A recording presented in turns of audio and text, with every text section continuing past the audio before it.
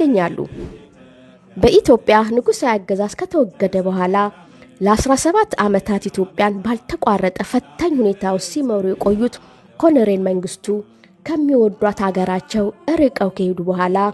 ከዚህ ቀደም መለስ ብለን የኑሮ ሁኔታቸውን በዚምባብዌ ሐራሬ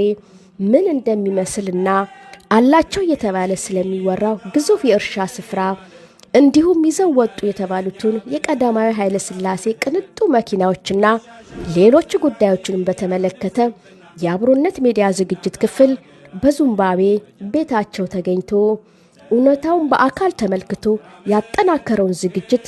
በቅርብ እንደሚያቀርብላችሁ ቃል ይገባል። ውድ አድማጭ ተመልካቾቻችን በተንቀሳቃሽ ምስሉ ላይ እንደምትመለከቱት የኩባ ተማሪዎች አሁን ለእውቀት በቅተው በመላው አብሮ አደጎቻቸው ስም እንደ አባት ከሚቆጥሯቸው ከቀድሞ ፕሬዝዳንት መንግስቱ ኃይለማርያም ጋር በታጠቅ ጦር ሰፈር ወደ አገረ ኩባ ከመጓዛቸው አንድ ቀን ቀደም ብሎ በሽኝት ስነ ስርዓት ላይ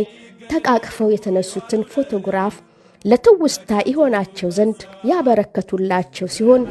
እሳቸውም እጅግ በጣም የተደሰቱበት አጋጣሚ ነበር።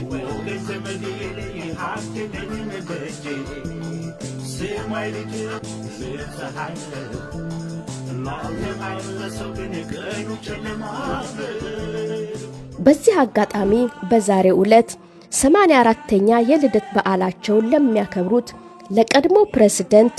መንግስቱ ኃይለማርያም የኢትዮ ኩባ ማህበረሰብና አብሮነት ሚዲያ ዝግጅት ክፍል መልካም የልደት በዓል እንዲሆንላቸው ምኞታቸውን ይገልጻሉ።